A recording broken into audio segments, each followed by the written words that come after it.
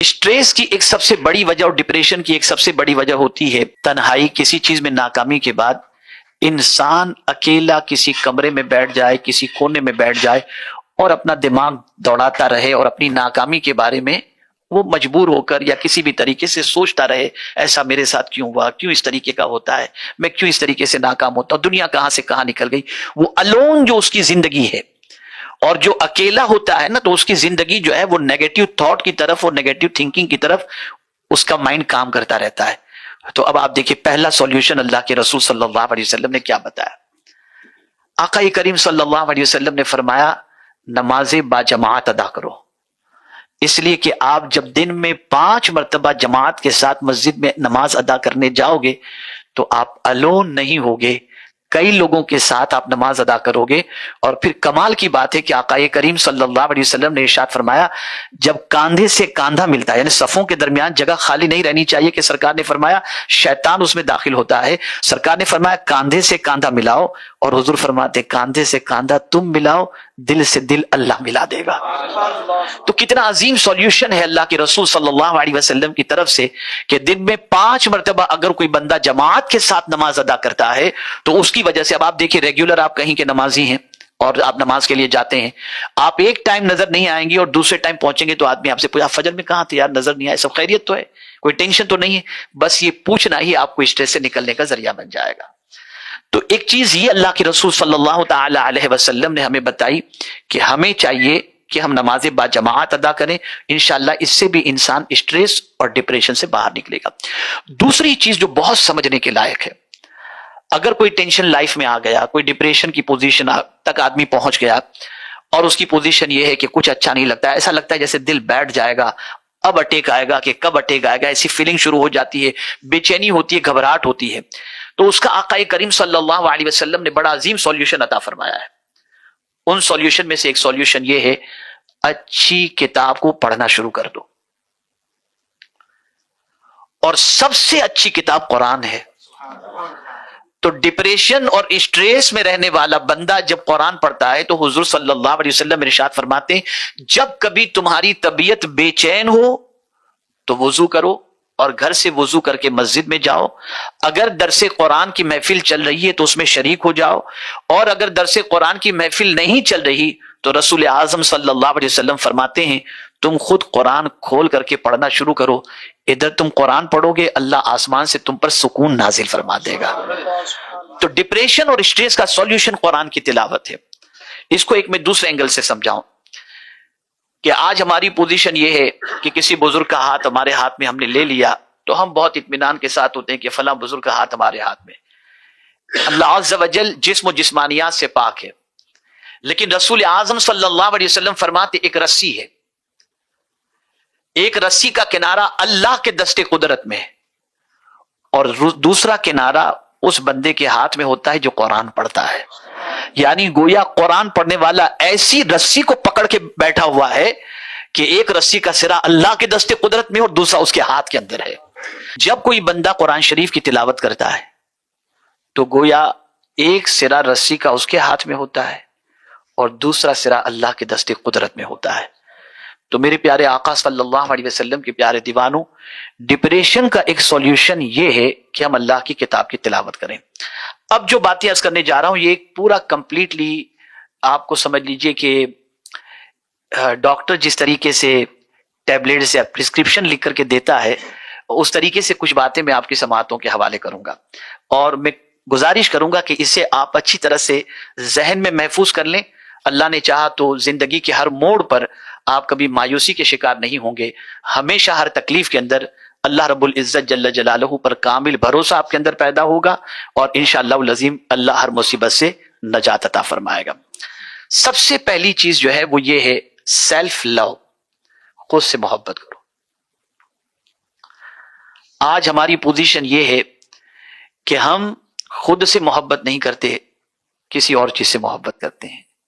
اب کسی اور چیز کے اندر آپ بہت سارا مٹیریلزم کو آپ لے لیجئے تو ہمیں بہت ساری دنیاوی چیزوں سے اور مادی چیزوں سے محبت ہے, خود سے محبت نہیں. سیلف لو اور سیلفش یہ دونوں میں فرق ہے. سیلفش اسلام پسند نہیں کرتا, لیکن سیلف لو کو انسان پسند کرتا ہے. اس کو میں قرآن کی روشنی میں سمجھاؤں. قرآن نے سب سے پہلے جہنم کی آگ سے بچنے کا حکم سیلف اپنے بارے میں دیا. یا ایھا الذین آمنوا قوا انفسکم واہلیکم نارا، اے ایمان والو اپنے آپ کو جہنم کی آگ سے بچاؤ اور اپنے اہل و عیال کو جہنم کی آگ سے بچاؤ. یہ سیلف لو ہوا. قرآن نے کبھی یہ نہیں کہا کہ آپ دوسروں کا پہلے سوچو آخرت کے سلسلے میں اور خود کے بارے میں غافل ہو، یعنی پوری دنیا جنت میں چلی جائے اور ہم دروازے پر بیٹھ کر کے داروغہ بن کر کے بیٹھے، ایسا نہیں. ہمیں خود کو حکم دیا. مغفرت کے حوالے سے آپ دیکھیں حضرت ابراہیم علیہ السلام کی دعا، ربنا اغفر لی ولوالدی، پہلے اپنے لیے مغفرت کی دعا مانگی گئی. تو اس بات کو ذہن میں رکھیں کہ سیلف لو. آج ہماری پوزیشن یہ کہ ہماری فکر بالکل نہیں کرتے. ہمیں اپنی ذات سے قطعی طور پر وہ محبت جو ہونی چاہیے وہ ہمیں اپنی ذات سے محبت نہیں. میں آپ کو بتاؤں کبھی کبھی فیملی کے اندر وہ ایک انسان اتنا قیمتی ہوتا ہے کہ اس ایک انسان پر پوری فیملی کا ڈیپینڈ ہوتا ہے، اور وہ انسان اپنی زندگی کے بارے میں نہیں سوچتا، لیکن جب وہ چلا جاتا ہے تو پورا خاندان بکھرا ہوا نظر آتا ہے اور پورا خاندان جو ہے وہ تباہ ہوتا ہوا دکھائی دیتا ہے. کبھی کبھی آپ محسوس کریں کہ مرنے والا جب مرتا ہے جو بہت اہم ہوتا ہے، اس کے انتقال کے بعد ٹائم پر تو شاید کوئی چیز تھوڑی سی محسوس ہو اس کی جدائی، لیکن جب 1 سال کا عرصہ گزرتا ہے تو آدمی محسوس کرتا ہے یار ان کے جانے سے ہم تو ختم ہو گئے. تو سیلف لو ضروری. اپنی زندگی کو پیار کرو، اپنی زندگی کے لیے وقت نکالو، اپنی زندگی کو اللہ عز و جل کے فرمان کے مطابق اس کام سے بچاؤ جو کام جہنم میں لے جانے والا ہے. اسی لیے حضور صلی اللہ علیہ وسلم کا ایک ارشاد گرامی ہے کہ آقا کریم صلی اللہ علیہ وسلم ارشاد فرماتے ہیں کہ بہت سارے لوگ دوسروں کی دنیا بنانے میں خود کی آخرت تباہ کر دیتے ہیں. آج ہماری سچویشن یہ ہے کہ بسا اوقات ایسا ہوتا ہے کہ ہم اپنے بچوں کا فیوچر بنانے کے لیے حرام حلال کی تمیز نہیں کرتے. نتیجتاً ہوتا یہ کہ ہم تو اپنے بچوں کا بہت کچھ بنا لیتے ہیں لیکن ہماری آخرت. اس لیے اسلام نے ان چیزوں کے بارے میں خاص طور پر تاکید فرمائی کہ سیلف لو، اپنے بارے میں فکر کرو. اس لیے کہ قیامت میں اولاد کام نہیں آئے گی، قیامت میں بیوی کام نہیں آئے گی، قیامت میں بیٹے کام نہیں آئیں گے، قیامت میں دوست کام نہیں آئیں گے، بلکہ قیامت کے حوالے سے قرآن کہتا ہے یود المجرم لو یفتدی من عذاب یومئذ ببنی. قیامت کے دن مجرم آرزو کرے گا کہ میری تکلیف کی جگہ پر میرے بیٹے کو رکھ دیا جائے اور مجھے چھٹی دے دی جائے. یہ سچویشن اس وقت ہوگی انسان کی.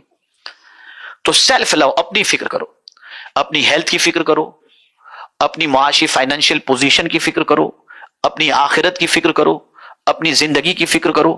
اس طرح سے اپنی زندگی ہم نہ گزاریں کہ جیسے ہماری زندگی سے ہم کو کوئی پیار ہی نہیں ہے، بس جی رہے ہیں. جیسا کہ آج ہم دنیا میں بہت سارے انسانوں کی لائف کو محسوس کر سکتے ہیں.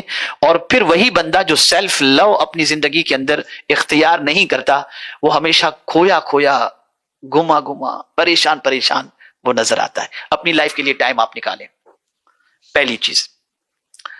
سیکنڈ چیز، جو سیکنڈ سبجیکٹ، سیکنڈ لیسن ہے وہ یہ ہے، سیکنڈ پوائنٹ جو ہے پرائرٹی. آپ کو اگر اسٹریس سے نکلنا ہے تو آپ کی زندگی میں یہ دیکھنا ہوگا کہ پرائرٹی کیا چیز ہے آپ کے لیے. آپ جب تک کہ پرائرٹی کے بارے میں نہیں غور کریں گے، اور کام کرنا ہے 4 دن بعد کا اور آج کے کام کو ہم نے توجہ نہیں دی، تو پرائرٹی بھی ایک ایسا ایجوکیشن ہے کہ اس کی طرف توجہ نہ دینے کی بنیاد پر کل کا بھی کام خراب اور آج کا بھی کام خراب ہوگا. تو اپنی زندگی میں پرائرٹی. اب پرائرٹی کے اندر میں آپ کو ایک چیز بتاؤں کہ آپ کی فیملی کے اندر پرائرٹی کون، آپ کے رشتہ داروں میں پرائرٹی کون. آپ کی نماز کا وقت ہوا تو نماز پرائرٹی ہے یا بزنس پرائرٹی ہے. ان ساری چیزوں کو آپ دیکھیں کہ آپ کے لیے پرائرٹی کیا چیز ہے. جب آپ پرائرٹی کو اپنے سامنے رکھیں گے تو اس کی وجہ سے بھی انشاءاللہ العظیم وہ کام ہونے پر آپ کو سکون کی دولت نصیب ہوگی. اس کو میں ایک ایگزامپل کے ذریعے سمجھاؤں کہ فلائٹ میں آپ سفر کر رہے ہیں اور فلائٹ میں سفر کرتے وقت جو ہے وہ فوراً جو ہے وہ اناؤنس ہو جاتا ہے کہ آپ جو ہے وہ ماسک پہن لیجیے یا جو بھی آرڈر ہوتا ہے. اب اس میں آپ سوچیں گے کہ یار چھوڑو جانے دو، آپ نے اپنا کسی اور کو دے دیا تو آپ بے ہوش ہو جائیں گے، نہ آپ بچیں گے نہ بازو والے کا معاملہ ہوگا. تو سیلف لو، اپنی فکر کریں. آپ پہلے آپ اپنے پرائرٹی یہ کہ آپ اپنے آپ کو، اپنی زندگی کے اندر آپ کی اہمیت کیا ہے، آپ کو اس کے بارے میں غور کرنا ہوگا، اس کے بارے میں سوچنا ہوگا اور اپنی فکر سب سے زیادہ رکھنی ہوگی. اور کاموں کے حوالے سے ہمیں یہ دیکھنا ہوگا کہ ہمارا کام پرائرٹی میں کون سا ہے اور پرائرٹی کس چیز کو دینی چاہیے. جب ان چیزوں کو آپ سامنے رکھیں گے تو اسٹریس کے سلسلے میں آپ کو انشاءاللہ العظیم اسٹریس نہیں ہوگا اور ڈپریشن کی زندگی سے انسان آسانی سے باہر آ سکتا ہے. تھرڈ تھنگ، اپنی لائف کے اندر فریش ہونے کے لیے اور اسٹریس سے نکلنے کے لیے اللہ کے رسول صلی اللہ علیہ وسلم کی ایک عظیم سنت ہے، اور وہ سنت ہے قیلولہ۔ قیلولہ کسے کہتے ہیں؟ دوپہر کے وقت تھوڑی دیر کے لیے، لیکن 10 گھنٹے 2 گھنٹے 4 گھنٹے والی بات نہیں، آپ دوپہر کے وقت 10 منٹ کے لیے بھی جھپکی مار لیے، آپ فریش ہو جائیں گے۔ اسٹریس سے میکسیمم لوگ اسٹریس کے شکار اس لیے ہوتے ہیں کہ 12 بجے اٹھتے ہیں اور رات تک چلتے رہتے ہیں، تھکاوٹ کی تھکاوٹ رہتی ہے، اور 10 منٹ کی نیند نہ ہونے کی وجہ سے آدمی فریش نہیں ہو پاتا، چڑچڑا ہو جاتا ہے، اور اسٹریس اس کی زندگی میں ہوتا ہے۔ حضرت تشریف فرما ہے، میں نے حضرت کی زندگی میں ہمیشہ دیکھا ہے، سفر کے اندر کہیں بھی بس دوپہر کا وقت ہوگا، بس 10 منٹ 15 منٹ ضرور تھوڑا سا ریسٹ لے لیں گے تاکہ مائنڈ فریش رہے اور کام کرنا ایزی رہے۔ اس کو میں قرآن شریف کی روشنی میں سمجھاؤں۔ جنگ کے موقع پر صحابہ کرام علیہم الرضوان جو ہے بہت ٹائرڈ تھے، جنگ کا نتیجہ نکل ہی نہیں رہا تھا، ایک دم ٹائرڈ تھے۔ اللہ عز و جل نے چاہا کہ ان تھکے ہوئے بھوکے صحابہ کو اللہ عز و جل نے چاہا کہ انہیں سکون دیا جائے، ان کو فریش کیا جائے تاکہ اچھی طریقے سے جنگ کر سکے۔ تھک چکے ہیں، فریش کرنے کے لیے تو قرآن کہتا ہے هو الذی انزل السکینۃ فی قلوب المؤمنین، وہی اللہ ہے جس نے مومنوں کے دل میں سکون نازل فرمایا۔ مفسرین فرماتے ہیں وہ سواری پر سوار تھے، اس میں ان کی جھپکی لگ گئی صحابہ کی، تھوڑی سی جھپکی کے بعد جب وہ بیدار ہوئے تو ایک دم فریش ہو گئے تھے۔ قیلولہ کو اپنی زندگی میں اس کو آپ دیکھیں، چائنا کی پوزیشن آپ دیکھ لیں، چائنا میں تقریباً آفیسز کے اندر جو بڑی بڑی کمپنیز کے ہیں وہاں پر دوپہر کے وقت ریسٹ کے لیے چیئر بنائی گئی ہیں۔ وہ شاید آپ کو ہم کو نظر نہ آتی ہوں، لیکن بڑے ٹاپ لیول پر جتنے بھی ہیں وہاں پر آپ دیکھیں گے باقاعدہ ریسٹ کی چیئر بنائی گئی ہے۔ دوپہر کے وقت وہ کھانے کے بعد 10 منٹ جا کر کے وہاں پر ریسٹ لے لیتے ہیں، قیلولہ کر لیتے ہیں۔ تو اسٹریس سے نجات حاصل کرنے کے لیے قیلولہ اللہ اکبر بہت عظیم چیز ہے اور بہت بڑی دولت ہے۔ 4th چیز،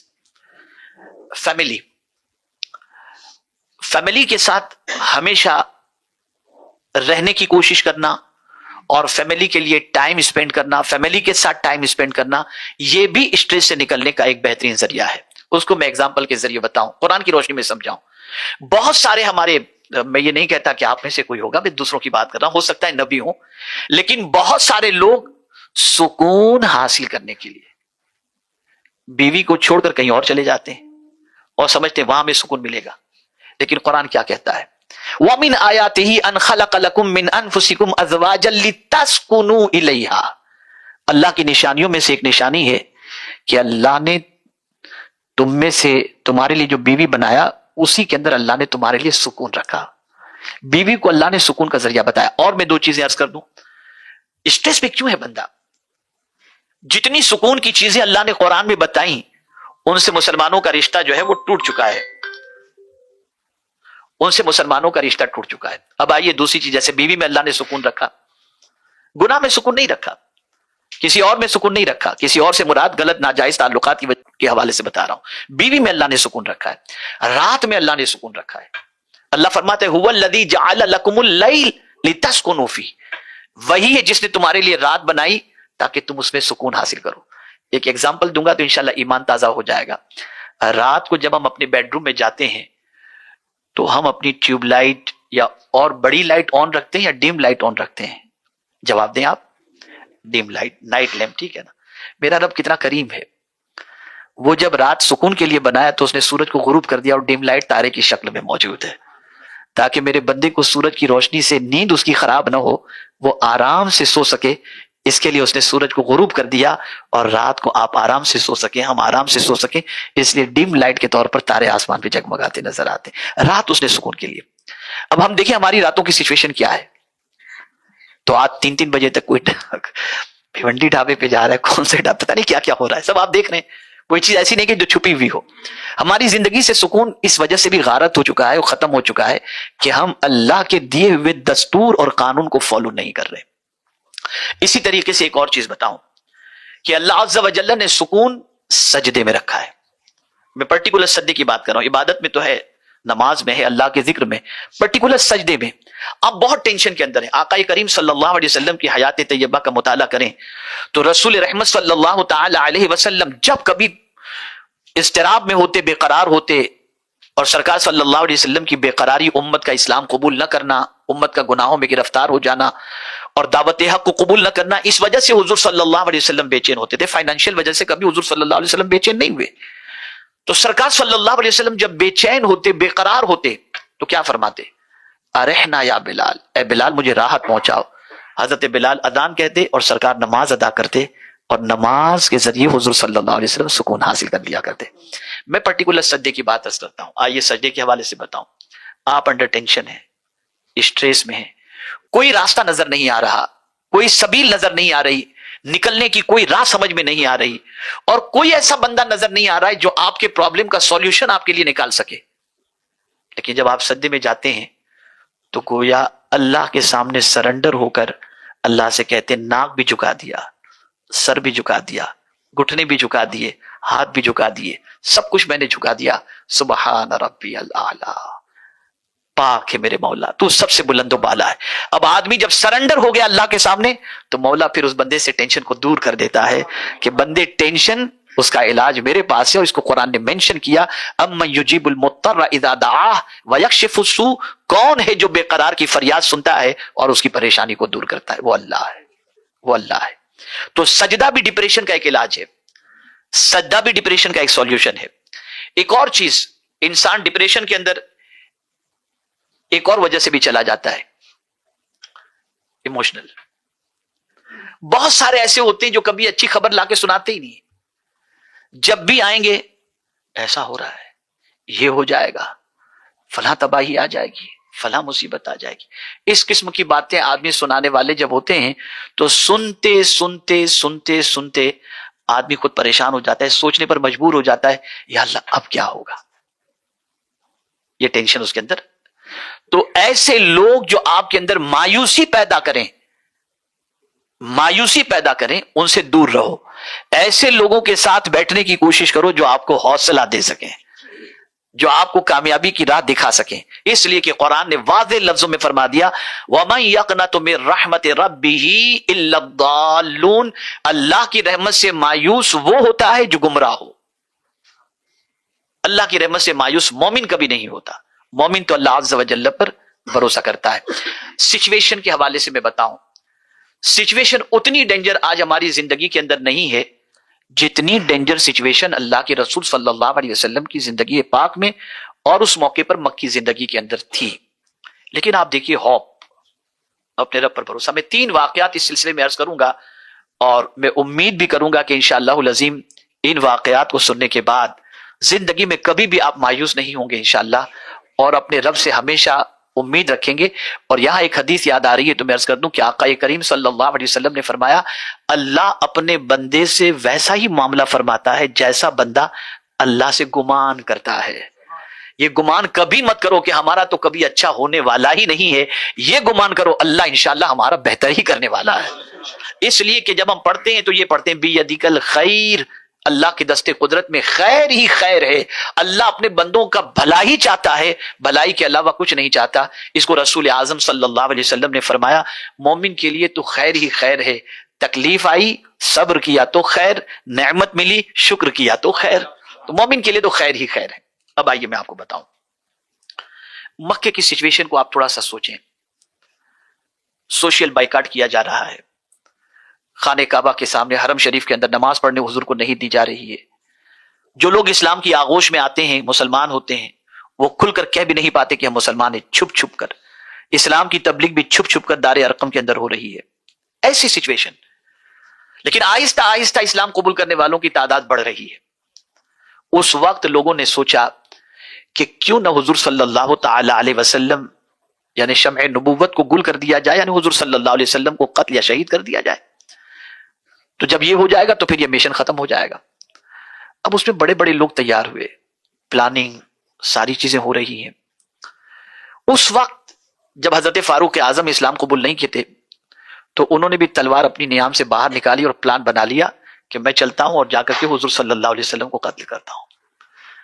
اب آپ دیکھیں، میں آپ کو سمجھانا چاہتا ہوں، ایک ایسا بندہ جو قتل کے ارادے سے نکل رہا ہے، وہ کتنا دشمنی میں آگے نکل گیا ہوگا، دشمنی میں کتنا آگے نکل گیا ہوگا کہ قتل کی پلاننگ اس نے کر لی اور تلوار بھی نکال لی۔ لیکن حضور کا خوف دیکھیے اور حضور صلی اللہ علیہ وسلم کی امید دیکھیے۔ سرکار دعا کرتے ہیں، اے اللہ عمر کے ذریعے اسلام کو تقویت عطا فرما۔ یعنی ایسے بندے کے لیے دعا کر رہے ہیں جو بندہ قتل کے ارادے سے تلوار لے کر کے نکلا ہے، گویا حضور اپنے رب سے وہ امید پیش کر رہے ہیں کہ ہزار کوئی کچھ بھی کرنا چاہے لیکن ہم اپنے رب سے اچھی امید رکھیں، مولا اچھا ہی فرمائے گا۔ نتیجتاً آپ نے دیکھا کہ ان کو اسلام کی دولت نصیب ہوئی، اور اسلام کی دولت کے نصیب ہونے کے بعد ان کے ذریعے جو چھپا ہوا اسلام تھا وہ عام ہوا، اور پھر اس کے بعد مسجد حرام کے اندر نماز بھی پڑھی گئی، اور قرآن مقدس کی آیت کریمہ بھی نازل ہوئی، یا ایھا النبی حسبک اللہ ومن اتبعک من المؤمنین۔ تو عرض کرنے کا منشا ہے کہ ایسی سچویشن میں بھی ہمارے آقا صلی اللہ علیہ وسلم ہمیں مایوسی کے بارے میں نہیں فرماتے، بلکہ ہمیں اپنے اللہ سے امید اور اچھی امیدی کے بارے میں بتاتے ہیں اور تعلیم عطا فرماتے۔ تو لائف میں plus minus up and down جتنا بھی آئے کبھی مایوس نہ ہو۔ اللہ عز و جل آج پریشانی میں گرفتار کیا ہے، وہ اپنے فضل سے اس پریشانی سے نجات بھی عطا فرما دے گا۔ سیکنڈ چیز آپ دیکھیے، سیکنڈ واقعہ میں آپ کو بتاؤں، کتنی خطرناک سچویشن کے حضور صلی اللہ علیہ وسلم ہجرت فرما رہے ہیں۔ صدیق اکبر جانتے ہیں، اور فاروق اعظم حضرت علی کرم اللہ تعالی وجہہ الکریم کو اپنے بستر پر سرکار نے لٹا دیا اور فرمایا کہ یہ امانت موجود ہے، مدینے آنے سے پہلے یہ امانتیں سب کو سپرد کر دینا جن کی امانتیں، اور تم مدینے آ جانا۔ لیکن کس وے سے جا رہے ہیں، کہاں سے جا رہے ہیں، وہ صرف صدیق اکبر کو معلوم، ان کی فیملی کے کچھ لوگوں کو معلوم، اور کسی کو معلوم نہیں۔ لیکن جب دشمنوں کو پتا چلا کہ حضور صلی اللہ علیہ وسلم تو نکل گئے، سرکار صلی اللہ علیہ وسلم غار ثور میں ہیں، صدیق اکبر رضی اللہ تعالیٰ عنہ ساتھ میں موجود ہیں۔ اب سچویشن ایسی ہے کہ دشمن تلاش کرتے کرتے کرتے کرتے غار کے دہانے تک پہنچ گیا، اور صدیق اکبر کی نظر پڑ گئی کہ دشمن غار کے دہانے تک آ چکا ہے، تھوڑی سی گردن جھکائیں گے تو ہم نظر آ جائیں گے تو پھر کیا ہوگا۔ لیکن اس وقت بھی حضور صلی اللہ علیہ وسلم کے دل میں ڈر نہیں تھا، بلکہ سرکار صلی اللہ علیہ وسلم صدیق اکبر سے فرماتے ہیں لا تحزن ان اللہ معنا، ابو بکر غم نہ کرو، اللہ ہمارے ساتھ ہے۔ یہ ایک امید، اسی کو قرآن نے کئی مقامات، نحن اولیاؤکم فی الحیات الدنیا وفی الآخرہ، ہم جنگل و بیابان میں بھی اگر ہوں اور ہمیں کچھ سمجھ میں نہ آتا ہو تو ہمیں یقین رکھنا چاہیے کہ وہاں بھی ہم اپنے رب کو یاد کریں گے تو وہاں سے بھی ہمارا رب ہماری فریاد سنے گا، اس لیے کہ وہ نیند سے پاک ہے۔ یہ نہیں کہ اس ٹائم پہ تم پکارو گے تو وہ سنے گا، لا تاخذوہ سنۃ ولا نوم، وہ نیند سے پاک ہے، جب تم چاہو اسے پکار لو وہ تمہاری پکار کو سن لے گا۔ یہ امید، یہ سیکنڈ چیز ہوئی۔ تھرڈ واقعے کو آپ دیکھیں، سراقہ اونٹ کی لالچ میں حضور کو گرفتار کرنے کے لیے نکلے۔ اب آپ سوچیں سرکار صلی اللہ علیہ وسلم سب کچھ چھوڑ کر ہجرت کر رہے ہیں، مائگریٹ، اور پیچھے دشمن پکڑنے کے لیے دوڑ رہا ہے، اور یہاں تک کہ حضور صلی اللہ علیہ وسلم کے قریب وہ پہنچ چکے۔ اب ایک کوشچن میں آپ سے کرتا ہوں، سچویشن ایسی تھی مکے میں سب چھوڑ کے جا رہے ہیں، دشمن پیچھے آ رہا ہے، اس سچویشن کے اندر جب سراقہ نے پکڑنے کی کوشش کی، حضور نے زمین کو حکم دیا، سراقہ کو زمین نے پکڑ لیا، معافی مانگی، زمین نے چھوڑ دیا حضور کے کہنے پر۔ یہ ہوتا رہا دو ایک مرتبہ یہ معاملہ ہوا۔ پھر جب انہوں نے بالکل معذرت چالی تو سرکار صلی اللہ علیہ وسلم نے کیا فرمایا، ہوپ دیکھیے، امید دیکھیے، ارشاد فرماتے سراقہ وہ وقت کیسا ہوگا جب کسرا کے کنگن تمہیں پہنائے جائیں گے۔ سپر پاور کی بات کر رہے ہیں، مائگریٹ ہجرت کر رہے ہیں، اور ایسی سچویشن میں سپر پاور کو شکست دینے کی بات کہہ کر اس سپر پاور کے عظیم بادشاہ کا کنگن سرکار صلی اللہ علیہ وسلم فرماتے کہ اے سراقہ تجھے پہنایا جائے گا۔ کتنی بڑی امید ہے، کتنی بڑی ہوپ ہے۔ تو لائف میں جتنے بھی اپ اینڈ ڈاؤن آئیں، پلس مائنس ہوں، کبھی اللہ کی رحمت سے مایوس نہیں ہونا چاہیے، اور اسٹریس کے سولوشن کو اس طریقے سے ہمیں سولوشن نکالنے کی اور ان سولوشن پر عمل کرنے کی کوشش کرنی چاہیے۔ اب آخری بات میں عرض کرتا ہوں، بہت سارے لوگ یہ تصور کرتے ہیں کہ اسٹریس مال کی کمی، باہری ٹینشن، پرابلمز، فیملی پرابلمز اس کی وجہ سے آتے ہیں۔ تو میں آپ کو ایک چیز عرض کر دوں، سب سے بڑی وجہ اسٹریس کی کیا ہے؟ ڈپریشن کی سب سے بڑی وجہ کیا ہے؟ ڈپریشن اور اسٹریس کی سب سے بڑی وجہ ہے گناہ۔ گناہ کبھی انسان کو سکون کی زندگی نہیں عطا کر سکتا۔ آپ زندگی میں سوچیں، اللہ نہ کرے کوئی گناہ کے اندر گرفتار ہوا ہو یا ہو، لیکن زندگی میں کوئی بڑا گناہ انسان پہلی بار کرنے جاتا ہے تو اندر سے دل اس کا گھبراتا ہے، دائیں بائیں دیکھتا ہے، ڈرتا ہے، گھبراتا ہے، پھر ایک بار کر لیتا ہے تو عادت بنتی جاتی ہے، اور پھر وہ گناہ کے اندر ڈوبتا چلا جاتا ہے۔ یہ کون سے، اور پھر کر لیتا ہے تو کرنے کے بعد پھر روتا رہتا ہے، یا اللہ میرے سے گناہ ہو گیا۔ ویڈیو اچھا لگا تو لائک کر لیں اور کمنٹ میں ضرور بتائیں۔ आपको वीडियो कैसा लगा? आपकी कोई राय हो तो हमसे जरूर शेयर करें। अगर चैनल पर नए हैं तो सब्सक्राइब कर लें। अपना कीमती वक्त देने के लिए शुक्रिया। खुदा हाफिज।